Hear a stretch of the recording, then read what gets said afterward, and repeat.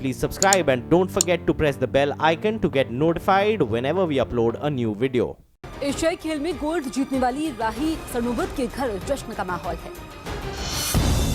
एशियाई खेल में निशानेबाजी में गोल्ड जीतने वाली निशानेबाज राही सरनोबत के परिजनों ने महाराष्ट्र के कोल्हापुर में अपने घर पर जश्न मनाया। यूपी के प्रतापगढ़ में भारी बारिश के बाद आई बाढ़ की वजह से लोग जान जोखिम में डालकर पानी में डूबे पुल के जरिए सड़क पार करने को मजबूर हैं। राजस्थान के कोटा में भारी बारिश के बाद सड़कें तालाब में तब्दील हो गई, जबकि आसपास के गांव में नाव के जरिए 45 लोगों को बचाया गया। यूपी के कैबिनेट मंत्री ओम प्रकाश राजभर ने कानून के जरिए राम मंदिर बनवाने के केशव प्रसाद के बयान को गलत बताते हुए पिछड़ों के लिए आरक्षण में हिस्से की मांग की। यूपी के महाराजगंज के एक मदरसे में राष्ट्रगान न गाने के वायरल वीडियो की जांच के बाद मंत्री मोहसिन रजा ने मदरसे की मान्यता रद्द करने की जानकारी दी। हिमाचल प्रदेश के नौड़ी में भारी बारिश के बाद एक घर में जमीन से अचानक पानी निकलने से लोग दहशत में हैं, जबकि पूरे घर में पानी भर गया। यूपी के उन्नाव में विधायक अनिल सिंह ने सोशल मीडिया पर जान से मारने की मिल रही धमकी को लेकर एफआईआर दर्ज करवाई। राजस्थान के बीकानेर में छेड़छाड़ से परेशान एक लड़की ने आरोपी को उसकी दुकान से बाहर खींचकर धुनाई की। बिहार के मोतिहारी में खंबे से टकराकर कार पलट गई, जिससे उसमें सवार महिला और बच्चे समेत 3 लोगों को गंभीर चोटें आई। दिल्ली के द्वारका में पुलिस और बदमाशों के बीच हुई मुठभेड़ में पुलिस ने 3 बदमाशों को गिरफ्तार किया। दिल्ली के द्वारका में बदमाशों ने एसएचओ के बेटे की पिस्तौल के दम पर कार लूट ली और फरार हो गए। मध्य प्रदेश के उज्जैन में महाकाल मंदिर के बाहर अतिक्रमण कर बनाई गई 25 से ज्यादा दुकानों को तोड़ा गया। उत्तर प्रदेश के महाराजगंज में एक मदरसे में राष्ट्रगान को लेकर 2 शिक्षक एक दूसरे से बहस करने लगे। ये बहस स्वतंत्रता दिवस पर मदरसे में राष्ट्र ध्वज फहराने के बाद हुई, जिसका वीडियो सोशल मीडिया पर वायरल हो गया, जिसमें राष्ट्रगान गाने को लेकर एक शिक्षक ने बच्चों को सावधान होने को कहा, लेकिन इसी बीच वहां मौजूद दूसरे शिक्षक ने राष्ट्रगान गाने से मना कर दिया।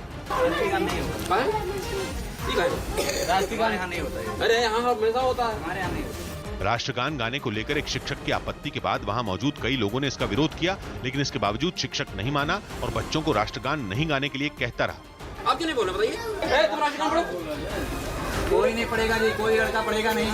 इसके बाद भी काफी देर तक दोनों शिक्षकों के बीच बहस जारी रही, जिसका वीडियो वायरल होने के बाद हिंदूवादी संगठनों के कुछ कार्यकर्ताओं ने जिलाधिकारी को शिकायत कर दोषियों के खिलाफ सख्त कार्रवाई की मांग की और जिलाधिकारी से मुलाकात कर एक ज्ञापन भी सौंपा, जिसके बाद कुछ आरोपियों को हिरासत में लिया गया और मदरसे की मान्यता भी रद्द कर दी गई। इसमें कुछ लोग हिरासत में हैं। दूसरा, संबंधित विद्यालय की मान्यता प्रत्याहरण के विषय में कार्रवाई यहाँ की गई थी। इस मदरसे की अलग से जांच की जिम्मेदारी अल्पसंख्यक कल्याण विभाग और बेसिक शिक्षा अधिकारी को सौंपी गई है।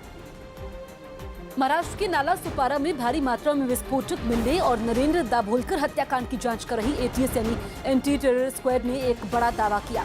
एटीएस के मुताबिक इन मामलों में गिरफ्तार किए गए आरोपियों ने मिशन 36 यानी 36 लोगों को मौत के घाट उतारने की साजिश रची थी, जिनमें महाराष्ट्र के 16, कर्नाटक के 10 और सीबीआई का एक अफसर उनके निशाने पर था। सूत्रों के मुताबिक गिरफ्तार किए गए आरोपियों से पूछताछ में एटीएस को कई ऐसी बातें पता चली हैं जिनका ताल्लुक दाभोलकर हत्याकांड के साथ गौरी लंकेश हत्याकांड से भी जोड़कर देखा जा रहा है। यही वजह है कि एटीएस ने गौरी लंकेश हत्याकांड के मुख्य आरोपी अमोल काले से पूछताछ की मांग की है। एटीएस को शक है कि जिस बंदूक से नरेंद्र दाभोलकर की हत्या की गई, उसका इस्तेमाल गौरी लंकेश की हत्या के लिए भी हुआ।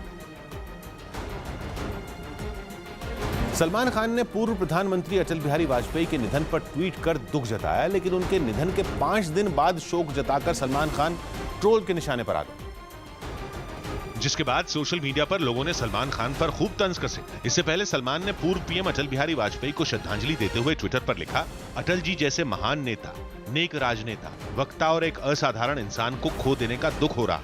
लेकिन श्रद्धांजलि के लिए किया गया ये ट्वीट सलमान की मुसीबत की वजह बन गया और सोशल मीडिया पर उनको ट्रोल किया जाने लगा। एक आदमी ने लिखा, भाई को न्यूज मिल ही गई, भाई कौन सा न्यूज़पेपर आता है। सलमान को ट्रोल करते हुए एक आदमी ने लिखा, टाइगर सो रहा था, तो दूसरे ने लिखा, इतनी जल्दी क्यों।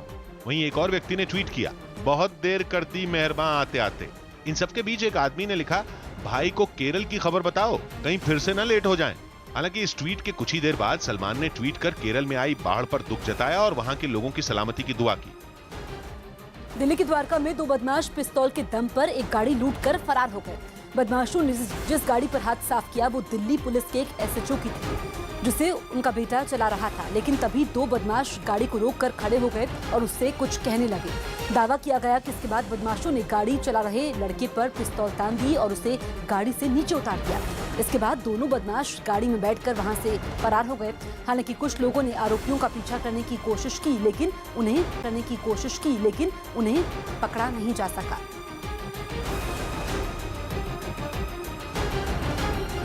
बिहार के मुजफ्फरपुर रेप कांड की जांच कर रहे CBI के SP JP मिश्रा का तबादला कर दिया, जिसके बाद विपक्ष ने सरकार पर रेप कांड में फंस रहे लोगों को बचाने का आरोप लगा दिया। और RJD नेता भाई वीरेंद्र ने मुख्यमंत्री नीतीश कुमार का नार्को टेस्ट कराने की मांग कर दी। नीतीश कुमार जी का नार्को टेस्ट हो जाए, कोई टेस्ट की जरूरत नहीं है, CBI की आवश्यकता नहीं है। यही नहीं, कांग्रेस ने भी CBI के SP के तबादले को लेकर नीतीश सरकार पर हमला बोला। साथ ही JDU और BJP पर आरोपियों को बचाने का आरोप लगा दिया। जब कोई जांच अधिकारी CBI का काम ठीक से करना शुरू ही करता है, क्या आप उसे जांच से हटा देते हैं? यह नीतीश जी कौन सी चाल है? हालांकि JDU ने विपक्ष के आरोपों को नकारते हुए इस तबादले को सामान्य प्रक्रिया बताया। सामान्य प्रक्रिया केंद्र सरकार और राज्य सरकारों में होती है। CBI के SP बदलने से क्या वो अपना साक्ष्य उठा के ले जाएंगे? लेकिन दावा किया जा रहा है कि तबीयत खराब होने की वजह से CBI के SP JP मिश्रा का तबादला किया गया। आज की ताजा खबर में एक ब्रेक। कश्मीर में आतंकवादियों ने BJP के कार्यकर्ता का वीडियो रिलीज किया है, जिसमें वो माफी मांगता दिख रहा है। BJP के उस कार्यकर्ता को आतंकवादियों ने अगवा कर लिया था। बाद में आतंकवादियों ने उसे इस शर्त पर छोड़ दिया कि वो फिर कभी किसी सियासी पार्टी में शामिल नहीं होगा। इस वीडियो में वो कार्यकर्ता मान रहा है कि वो BJP का सदस्य है, लेकिन इसके साथ ही वो आतंकवादियों से वादा भी करता है कि वो फिर कभी सियासत में नहीं आएगा।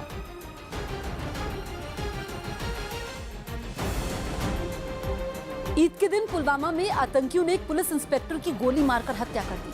ईद के दिन आतंकियों ने कई पुलिस वालों को निशाना बनाया, जिसका शिकार बड़गाम में तैनात इंस्पेक्टर मोहम्मद अशरफ डार भी बन गए।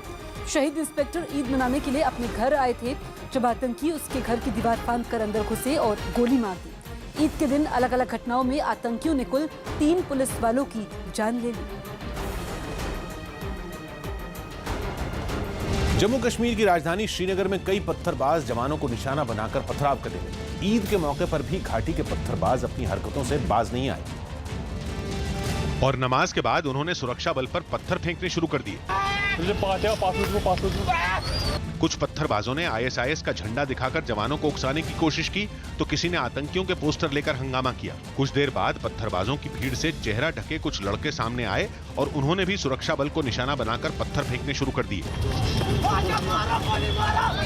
पत्थरबाजों के हंगामे को बढ़ता देख जवानों ने आंसू गैस के गोले दागने शुरू किए, जिसे देख कई पत्थरबाज मौके से भाग गए। पत्थरबाजों को खदेड़ने के लिए जवान उनकी ओर बढ़ने लगे और कुछ ही देर में उन्होंने हंगामा कर रहे लोगों को वहां से खदेड़ दिया। लेकिन थोड़ी देर बाद पत्थरबाजों की भीड़ फिर से जुटी और उन्होंने सुरक्षा बल पर दोबारा पथराव शुरू कर दिया। जामिया मस्जिद के अलावा ईदगाह के बाहर भी पत्थरबाजों ने जमकर उत्पात मचाया, जिनको खदेड़ने के लिए सुरक्षा बल को काफी मशक्कत करनी पड़ी। श्रीनगर के अलावा अनंतनाग और सोपोर में भी ईद की नमाज के बाद पत्थरबाजों की भीड़ सड़क पर जुटी और अनंतनाग में भी उन्होंने कई घंटे तक उत्पात मचाया। इस दौरान कई लोग अपने हाथों में लाठियां लेकर सुरक्षा बल के आने के रास्ते को बंद करने लगे। उनके हंगामे को बढ़ता देख सुरक्षा बल की एक गाड़ी दरवाजे को तोड़कर मैदान के अंदर घुस गई, जिसे देख पहले तो पत्थरबाज घबरा गए, लेकिन थोड़ी ही देर में उन्होंने गाड़ी पर पथराव शुरू कर दिया। पत्थरबाजों को खदेड़ने के लिए जवानों ने आंसू गैस के गोले दागे और उन्हें तितर बितर करने की कोशिश की, लेकिन हंगामा कर रहे लोग पथराव करते रहे, जिसके बाद सुरक्षा बल की गाड़ी वहां से चली गई। कुछ देर बाद सुरक्षा बल की एक और गाड़ी वहां पहुंची, लेकिन पत्थरबाजों ने उसे भी नहीं बख्शा। जम्मू कश्मीर के पुलवामा में आतंकियों ने SPO यानी स्पेशल पुलिस ऑफिसर याकूब अहमद शाह की हत्या कर दी, जिसके बाद उनके परिवार के लोग गम में डूब गए। पुलिस ने बताया कि जिस वक्त आतंकियों ने SPO को निशाना बनाया, वो अपने घर से कुछ ही दूरी पर खड़े थे। लेकिन तभी 2 से ज्यादा आतंकियों ने गोली मारकर उन्हें मौत के घाट उतार दिया। SPO की हत्या के बाद उनके परिवार के लोग दहाड़े मारकर रोने लगे।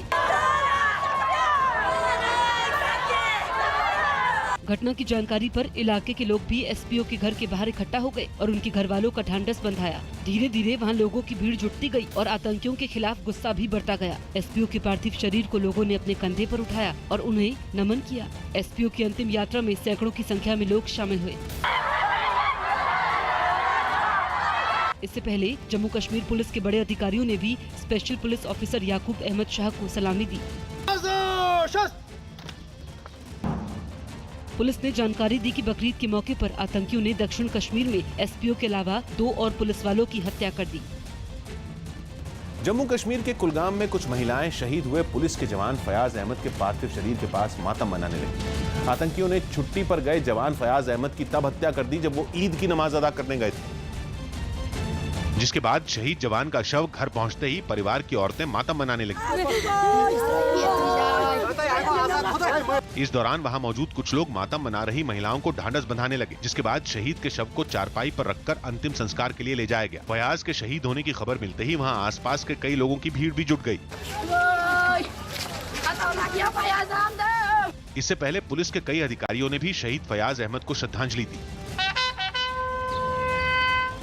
कश्मीर घाटी में आतंकियों की हरकत के बाद बीजेपी के प्रदेश अध्यक्ष रविंद्र रैना ने भी दुख जताया। यह सब पाकिस्तान की शय पर, अलगाववादियों की शय पर हो रहा है।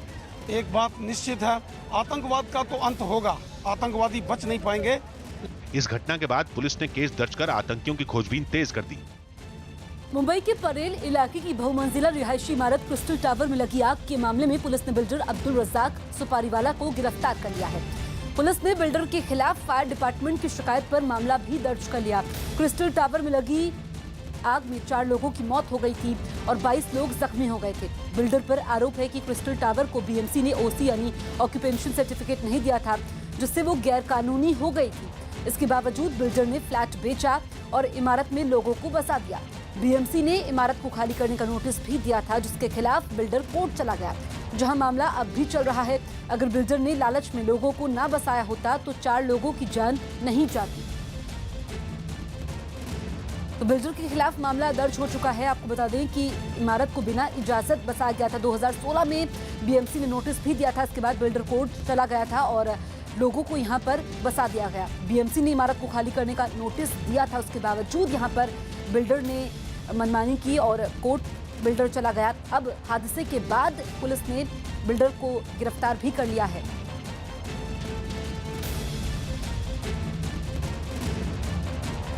ब्राजील के कैंपो ग्रांडे शहर में एक रेस के दौरान एक कार बेकाबू होकर कुछ लोगों पर चढ़ गई। इस रेस में शामिल ये कार वहां इंजन की जांच के लिए रुकी थी, लेकिन थोड़ी ही देर में वो बेकाबू हो गई और उसने वहां खड़े कर्मचारियों को रौंद दिया। इससे पहले कुछ और कारें भी उस जगह रुकी जिनके मैकेनिक रेसिंग ट्रैक के किनारे खड़े थे। तभी एक कार वहां आकर रुक गई, लेकिन वापस रेस में शामिल होते वक्त उसकी एक लाल कार से हल्की टक्कर हो गई, जिसके बाद उसने वहां खड़े कई लोगों को कुचल दिया। लोगों पर कार चढ़ते ही अफरा तफरी मच गई, जिनमें ज्यादातर मैकेनिक थे। हादसा होते ही रेस के आयोजन से जुड़े लोग भागकर मदद के लिए पहुंचे। इस हादसे में 3 लोगों को चोटें आईं, जिनमें एक की हालत गंभीर बताई गई। पीएम मोदी आज गुजरात में कई योजनाओं का शिलान्यास करेंगे। पीएम नरेंद्र मोदी आज गुजरात के वलसाड में पीएम आवास योजना समेत कई योजनाओं का शिलान्यास करेंगे। दिल्ली में आज भारत और चीन के रक्षा मंत्रियों के बीच बैठक होगी, जिसमें डोकलाम समेत कई मुद्दों पर चर्चा होगी। गृह मंत्री राजनाथ सिंह आज पूर्व पीएम अटल बिहारी वाजपेयी का अस्थि कलश लेकर लखनऊ पहुंचेंगे, जहां सीएम योगी और बीजेपी के कई बड़े नेताओं की मौजूदगी में कलश यात्रा निकलेगी। श्रीनगर पहुंचे जम्मू कश्मीर के नए राज्यपाल सत्यपाल मलिक आज 11 बजे राजभवन में पद और गोपनीयता की शपथ लेंगे। जर्मनी दौरे पर गए कांग्रेस अध्यक्ष राहुल गांधी बर्लिन में आज जर्मनी की चांसलर एंगेला मर्केल से मुलाकात करेंगे। इलाहाबाद कुंभ में सुरक्षा व्यवस्था को लेकर रक्षा मंत्री निर्मला सीतारमण ने वहां के ऑर्डिनेंस डिपो का दौरा कर सुरक्षा हालात का जायजा लिया। पटना के शेल्टर होम केस में शेल्टर होम की संचालिका मनीषा दयाल और सचिव चिरंतन को 2 दिन की रिमांड पर भेजा गया। बिहार विधानसभा के पूर्व अध्यक्ष उदय नारायण चौधरी ने बिगड़ती कानून व्यवस्था और मुजफ्फरपुर कांड को लेकर सीएम नीतीश के इस्तीफे और राज्य में राष्ट्रपति शासन लगाने की मांग की। मुजफ्फरपुर रेप कांड के मुख्य आरोपी ब्रजेश ठाकुर की राजदार मधु के बेकसूर होने के वीडियो की सीबीआई पड़ताल में जुटी है। वरिष्ठ कांग्रेस नेता और पूर्व केंद्रीय मंत्री गुरुदास कामत के निधन के बाद मुंबई के चेंबूर में आज पूरे राजकीय सम्मान के साथ उनका अंतिम संस्कार किया जाएगा। ग्रेटर नोएडा के जेवर में जमीन का अधिग्रहण न हो पाने की वजह से वहां बनने वाले एयरपोर्ट पर मंडराते खतरे के बीच डीएम ने औद्योगिक और मेडिकल संगठनों से बात की। नोएडा में जमानत पर जेल से रिहा रिटायर्ड कर्नल की शिकायत के बाद एसएसपी ने सेक्टर 20 के पूर्व थाना प्रभारी मनीष सक्सेना और सीओ अनिल कुमार को पुलिस लाइन भिजवाया।